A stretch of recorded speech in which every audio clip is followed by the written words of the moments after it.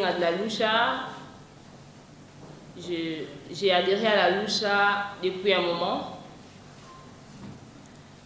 Et mon engagement citoyen n'a pas commencé à la Lucha. Tout au long de mon intervention, comme je vais relater ma petite expérience, je me suis posé 3 questions. Comment je me suis engagée?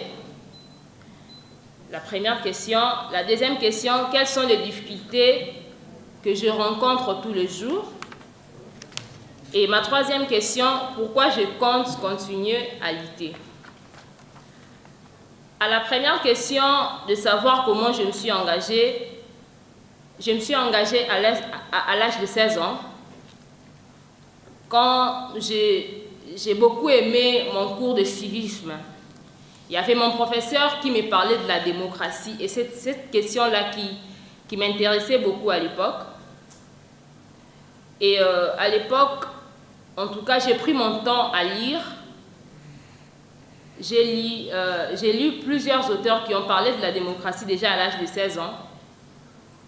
Et voilà, à 18 ans, quand j'étais en 6e année, un jour, je serais révoltée dans ma salle de classe.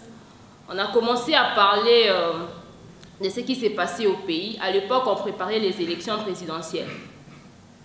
J'étais tellement énervée, j'étais tellement frustrée, à telle sorte que j'ai emballé tous mes amis. J'ai dit, mais à l'époque, il y avait des révolutions arabes, Tunisie, Égypte.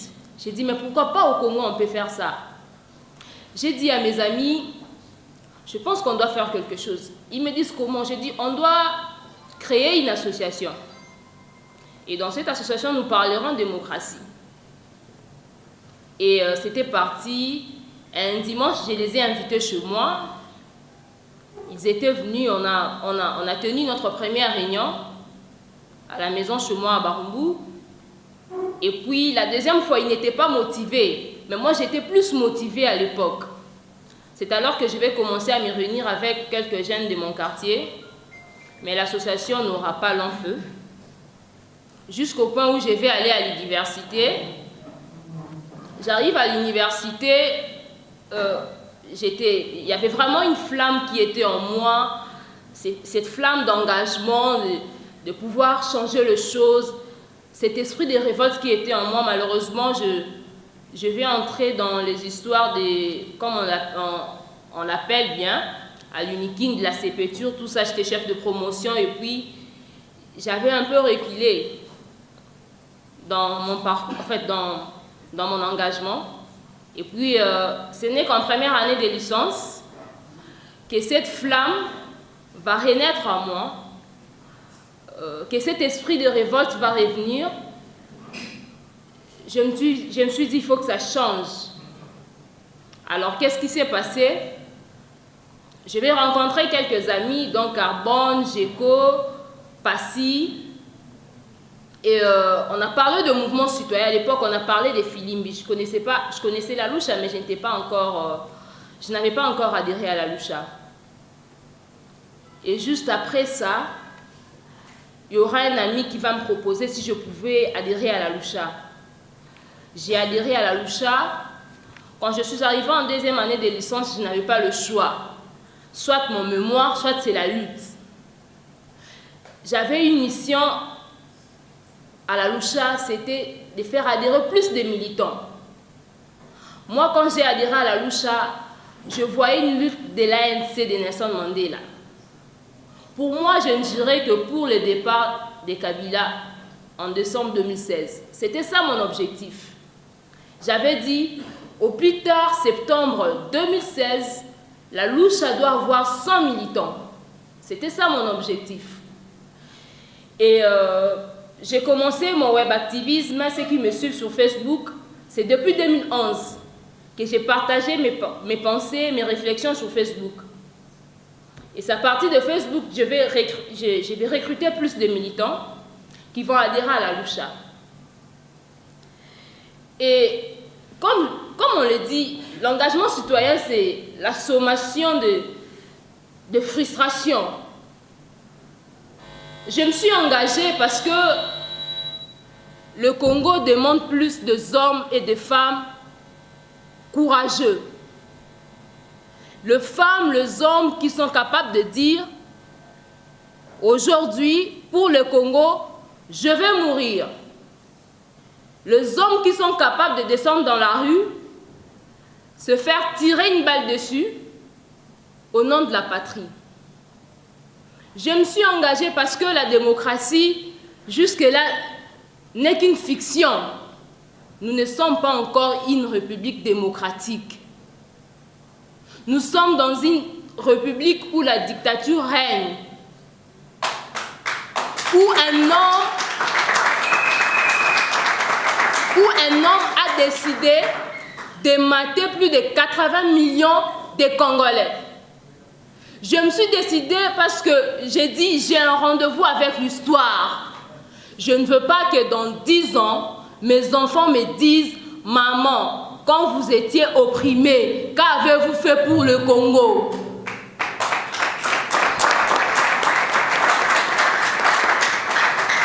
Nous avons un rendez-vous avec l'histoire, mes chers compatriotes. C'est pourquoi je me suis engagée. Je ne veux pas que demain mes enfants disent « Maman, tu étais lâche ». Non. La deuxième question, quelles sont les difficultés que nous rencontrons dans cette lutte, dans cette vie de militantisme? Les difficultés sont les gens. Dans un pays comme le nôtre, où un groupe d'individus ont installé toute une machine de répression pour réprimer ces jeunes qui ont décidé de défendre la démocratie, qui ont décidé de défendre le pays. Ce sont les difficultés que nous rencontrons, la répression. On nous réprime comme pas possible. On ne nous laisse pas libres de mener nos actions. Les jeunes activistes que nous sommes aujourd'hui, nous avons une grande responsabilité à faire comprendre notre peuple. C'est quoi la Constitution?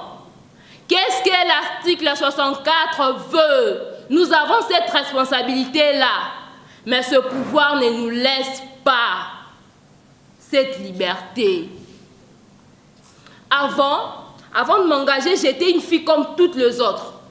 Je pouvais aller en boîte, je pouvais me promener la nuit sans pour autant être inquiétée. Mais aujourd'hui, je vous rassure, je ne peux pas me promener seule. Tout ça parce que j'ai peur des liners. Je me dis, on ne sait jamais, je peux me tirer une balle en cours de route. Je ne sais pas qu'est-ce qui peut m'arriver. Je suis obligée peut-être de mener une vie de clandestinité, mais je suis dans mon propre pays. En décembre, je crois que la majorité des gens qui sont dans la salle connaissent un peu mon histoire. Nous avions initié la campagne Bye Bye Kabila parce que nous nous sommes dit, le politique, en tout cas dans l'allure où vont les choses, ils laisseront Kabila dépasser décembre, le 19 décembre. Nous nous sommes organisés autour de cette campagne. Nous avions mis toutes nos énergies. Tous les mouvements citoyens se sont rassemblés pour faire partir Kabila. Mais moi, je serais ciblée. À ma grande surprise, c'était le soir. Et je vais me faire enlever. Ma famille n'était pas au courant. À l'époque, mon père était malade. Mon père habite Moujma, il était malade à l'époque. Ma mère ne connaissait pas où j'étais, mes amis, ma famille. Seulement parce que nous avions décidé de faire partir un homme qui fait prendre en otage ces pays. C'est ça, le risque d'un engagement. On a risqué et on continue à risquer nos vies. C'est parce qu'on a décidé, nous nous sommes dit, nous n'allons pas nous soumettre à une dictature. Jamais de notre vie, même au prix de notre sang.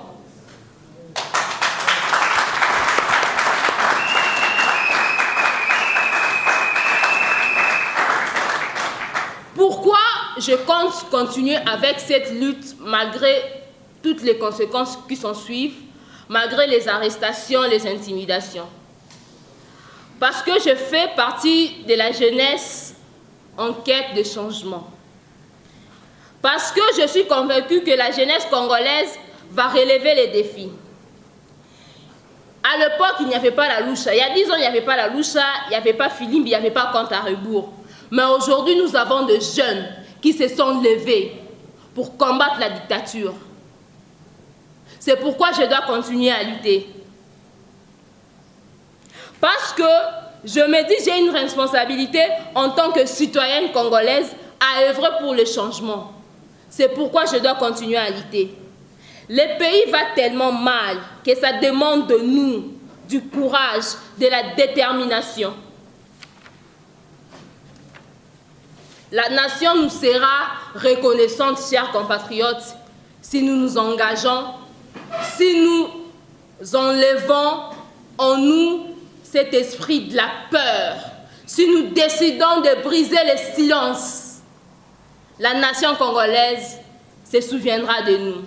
Mes chers compatriotes, il est temps d'agir, de rassembler nos forces pour défendre notre souveraineté, pour ne pas être considérés dans l'avenir comme des lâches. Levons-nous, chers compatriotes. C'est pourquoi je profite de cette occasion pour lancer un vibrant appel à des hommes et à des femmes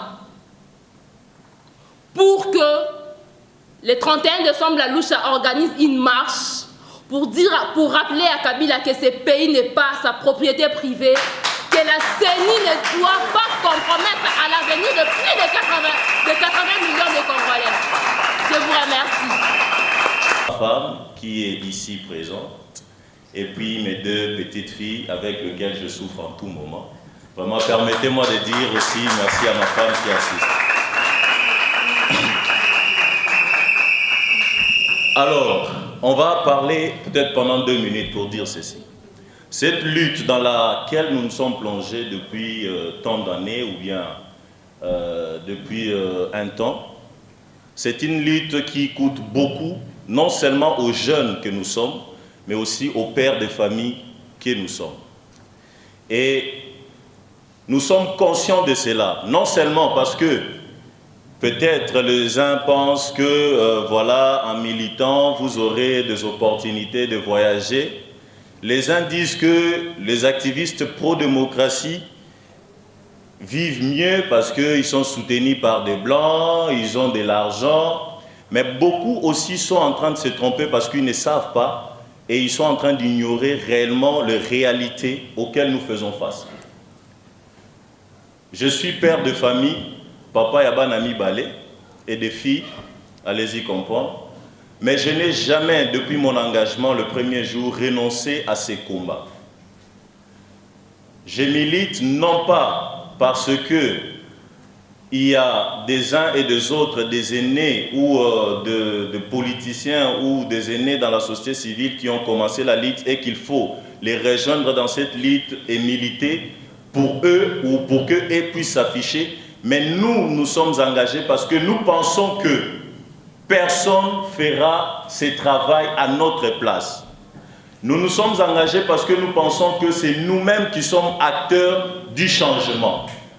Nous nous sommes engagés parce que sans nous, le Congo ne peut pas exister. Nous nous sommes engagés aussi parce que l'avenir du Congo passe par la jeunesse et passe par la génération d'aujourd'hui. Mais au-delà de ça, nous nous sommes engagés parce qu'un jour, nos enfants, nos filles, nos petits-fils nous poseront la question: qu'avez-vous fait en ce moment-là? Voilà au moins ce qui nous a interpellés, voilà ce qui a fait en sorte que beaucoup de jeunes, de partis politiques, des mouvements citoyens, des associations de jeunes, une génération a finalement compris qu'il faut mener une lutte à tous les niveaux, dans toutes les classes sociales, toucher les chégués, les chômeurs, les intellectuels, les cadres d'entreprise. Tout le monde doit être sensibilisé et conscientisé pour que le changement dont on parle chaque jour soit réellement effectif dans notre pays. Je conclue pour dire quelque chose qui m'a tiré l'attention. J'aimerais qu'on la partage ici parmi nous. Nous sommes des millions et eux ont des millions. Ils ont des millions, mais nous sommes des millions. Ils ont des millions, mais nous sommes des millions. C'est-à-dire, nous n'avons pas peur de leurs millions de dollars. Nous n'avons pas peur de leurs millions de dollars. Nous sommes des millions et notre nombre va sûrement dépasser leur force. Et nous allons militer pour que, effectivement, les changements soient réels dans notre pays. Merci beaucoup. Merci. Merci de prendre la parole pour présenter un livre immédiatement après toutes ces manifestations de militantisme et tous ces témoignages émouvants. Le livre, lui, il est tout froid et la présentation va nous permettre de retomber un peu sur terre. Je ne voudrais pas m'hasarder à faire une intervention sur les rôles des jeunes, parce que je risque d'être très théorique par rapport à tout ce que j'ai entendu ici. Je crois que ensemble, les jeunes et nous avons défini quels sont les contours justement de cet engagement et quels sont les contours de ce changement que nous voulons avoir. Je voudrais tout simplement reparcourir l'ouvrage, parce que je crois que cette démarche aussi nous permet, entre autres, d'entrer dans ce rôle des jeunes et dans un engagement réel, pratique, dans ce que nous appelons une certaine praxis de cet engagement. Et le livre est un témoignage intéressant à ce sujet. Y en a marre, le ballet citoyen, Lucha et Filimbi, une jeunesse africaine en quête de changement.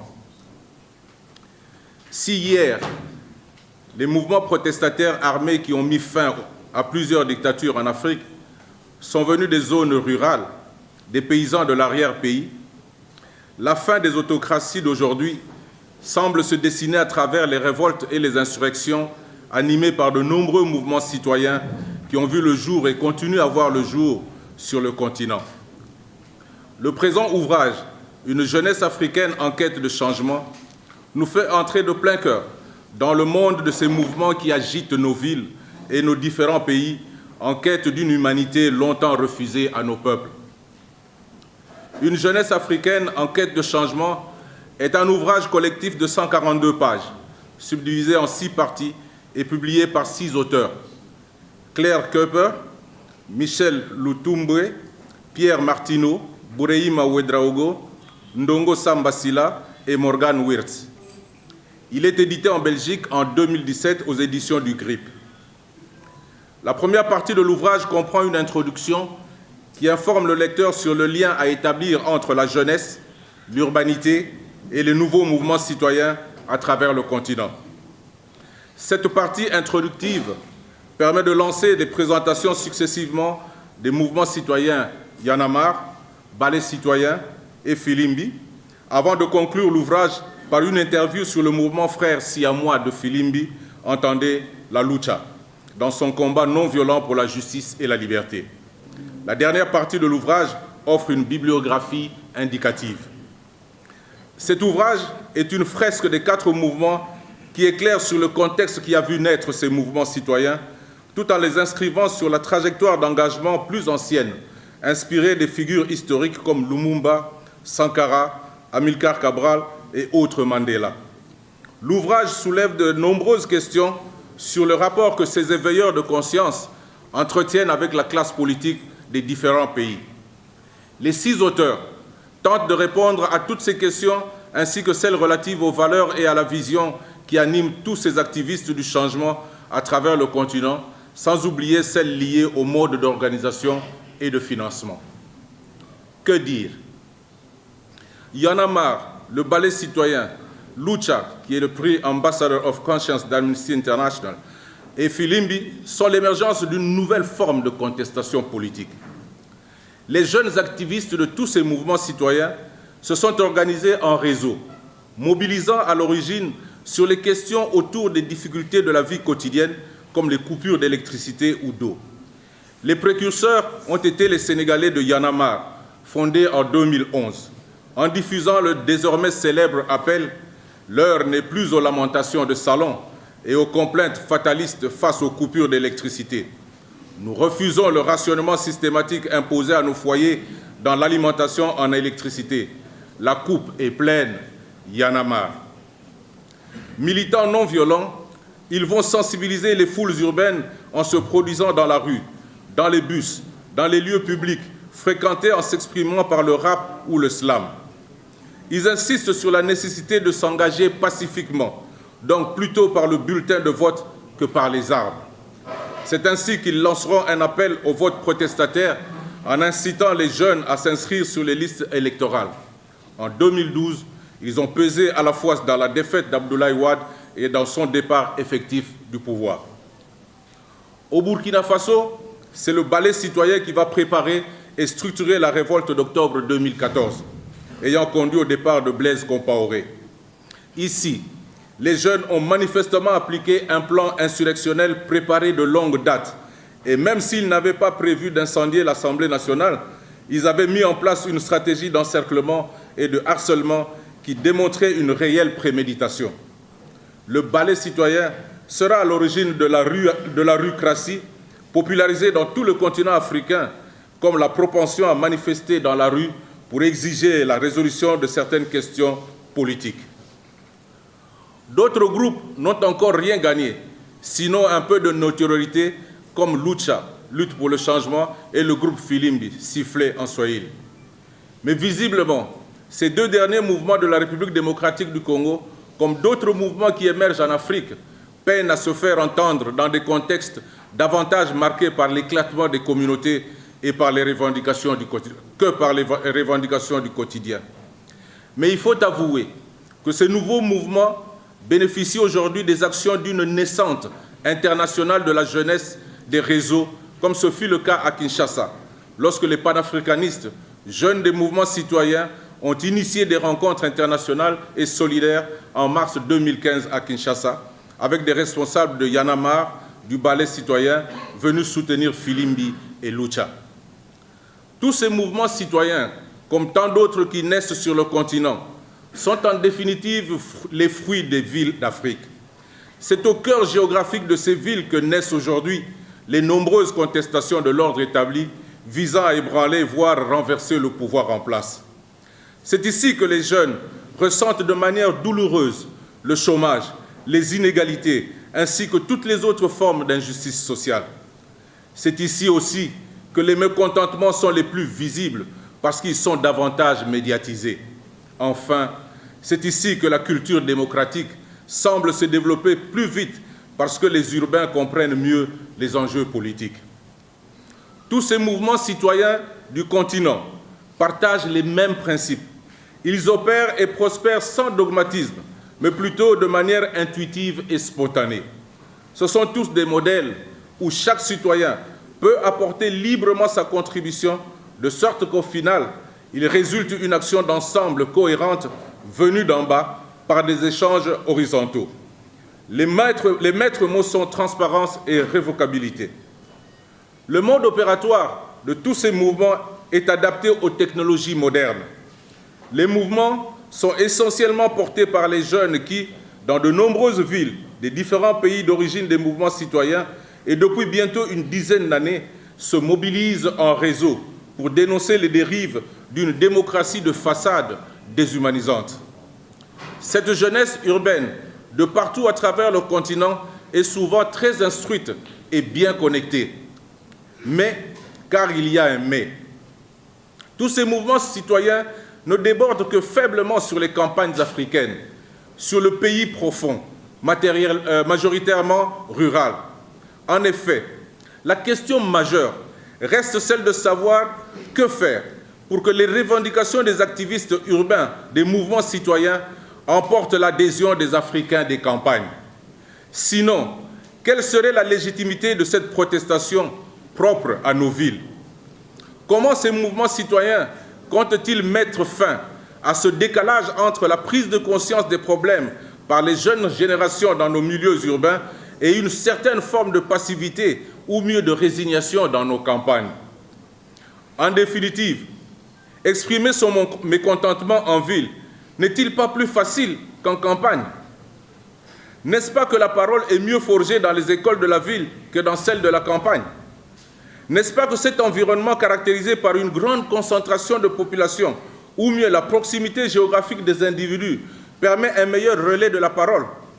En définitive, n'est-ce pas ici, dans les villes, que la fermentation politique est la plus rapide parce que les informations circulent presque en temps réel, notamment grâce aux réseaux sociaux, facilitant ainsi la réactivité des citoyens et des citadins.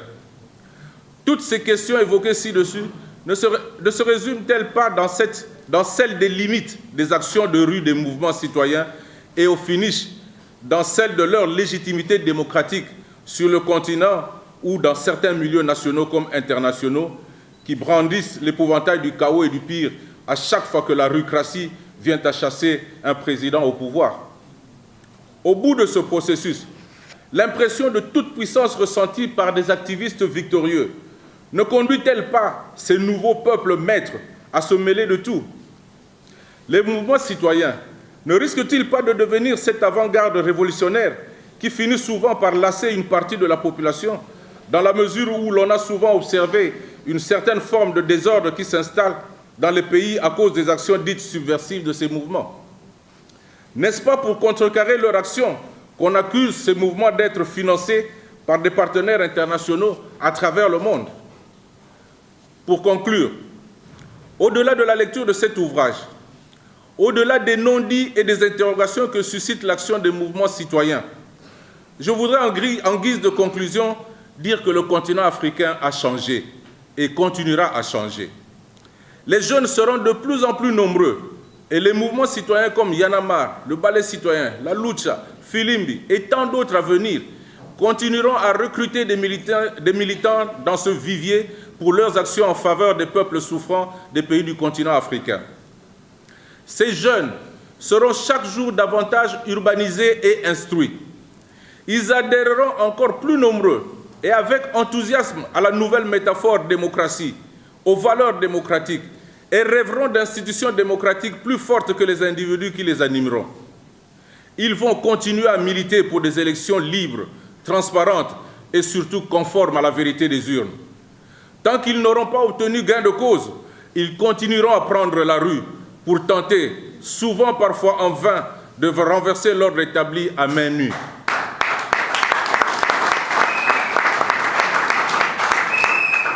Aujourd'hui, en dépit des gigantesques mobilisations populaires dont les mouvements citoyens ont su faire preuve et pourront être capables de démontrer à l'avenir, en dépit de la forte impression que ces mouvements ont ou auront sur les opinions publiques nationales et internationales, malgré leurs actions qui redonnent espoir à ceux qui, au cœur du continent malade, ont fini par se résigner et par laisser tout entre les mains d'un Dieu qui s'éloigne de plus en plus du ciel africain, ma crainte, c'est de constater que les actions de rue ne semblent avoir aucune chance d'aboutir sans la complicité des forces armées, de la police nationale, des services de renseignement et d'autres alliés des systèmes que les mouvements citoyens pourtant combattent.